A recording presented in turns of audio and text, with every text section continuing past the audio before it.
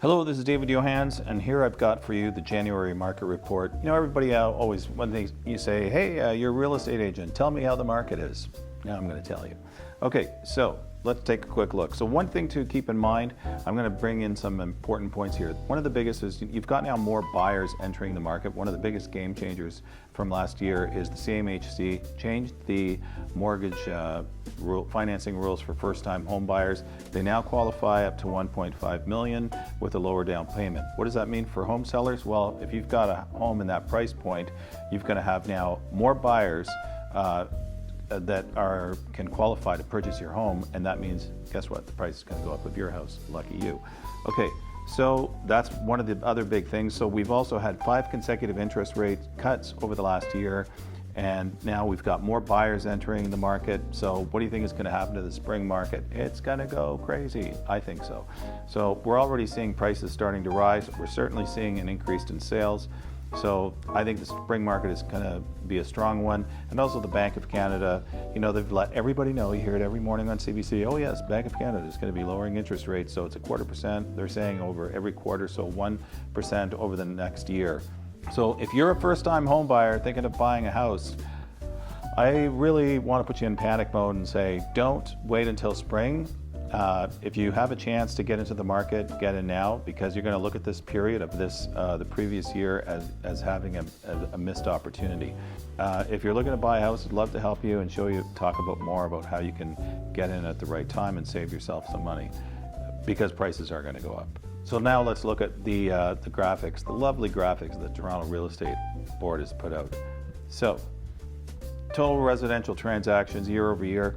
This is really interesting. It's basically, you know, last year is really a stagnant market, and especially in the condo market, that's a completely different section of the market. I'm going to talk about that later. So really, we haven't seen a big change in transactions year over year, so I'm not going to belabor that point. Average selling price. Now, I find this really fascinating, and I'll tell you why. Because if interest rates went up, everybody expected, like myself, home prices to go down. But because the buyer demand is so strong in Toronto, that really didn't happen. Also, inventory was kind of crushed because a lot of sellers said, you know what, I'll wait until the market improves before I sell my house. Those sellers now, they're going to be listing this spring because they're expecting with the lower interest rates that they're going to get a better price for their home, and I kind of would have to agree with them. So interesting that we did not see a big change in home prices with all of those rate increases. But though the condo market, again, completely different scenario. Total new listings. Now this is what's really interesting. Between 2023 and 24, new listings increased by 20%, and that was really in the second half of last year. And that's, again, coincides directly with interest rate decreases. Everything's related.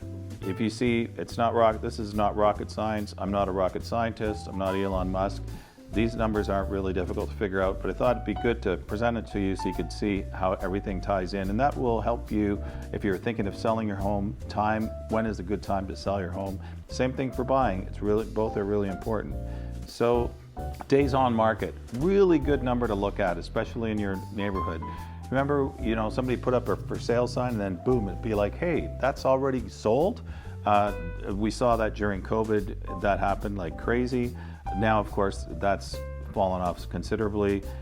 In 2023, it was 40 days. It's increased to, what does that say, 56 days. I think that number is going to decrease as we hit the spring market. I always like to see, if they talk month to month, of course, in December, it always goes up because everybody wants to decorate the Christmas tree. They're not going to be going out and buying or selling a house.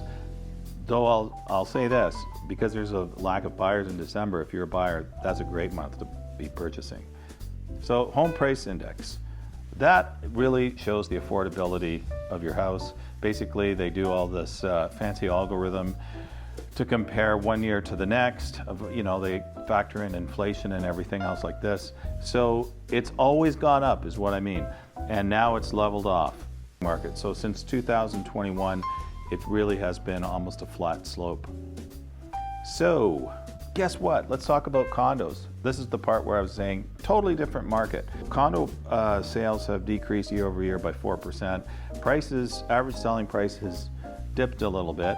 I think this This is for all of the GTA. Everybody's talking about, you know, the condo market suffering downtown Toronto, especially pre-construction. Don't buy pre-construction.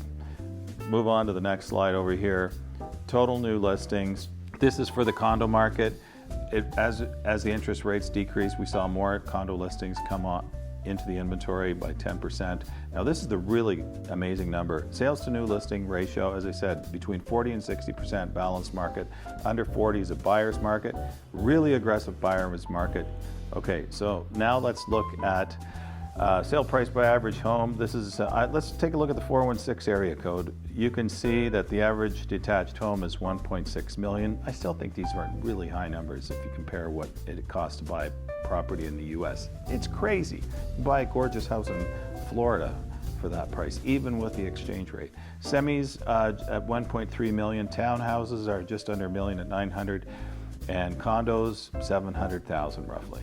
So this is what's really interesting. If you look at the percent year-over-year change in price, detached, basically the same. Semis went up because, yeah, so your family's growing, you got to get out of a condo, and semi-detached is the next progression on that. So that's why there's always movement in the housing market, because a lot of people want to downsize. I've helped a lot of people downsize. If you need help with that, let me know. I would love to help you. And townhouses really suffered. I don't know why, down 18%, like in terms of year-over-year price change. And condos, shockingly, it shows here that they went up. I think if you look at the downtown market, that number would be a negative, like they would have gone down in the immediate market. So in closing, we all know that Toronto has very different little micro economies, just like we have different little areas to live in. We have the Annex, and I'm in Leslieville, and we also have the Beaches and Riverdale. So all of these neighborhoods have their own independent market. So if you are looking to find what is the value of your home in today's market, you really have to do a comprehensive comparative market analysis, CMA, for those that like acronyms. I can help you with that and provide you with a really good report. If you'd like that, just reach out and I'll send that to you. So I hope this helps. If you're looking to sell your home, be happy to talk with you. I offer all these fantastic packages, and a lot of agents do, but you get to work with me, and I have really great hands. I play piano, and I've done a lot of renovations. I'm a hands-on guy. I would love to help you. And yes, I'd like to thank, in closing, my mother for this Christmas gift. She bought me this sweater, so I'm really grateful. Hope that helps. Don't forget you're in good hands with Johans, and stay warm.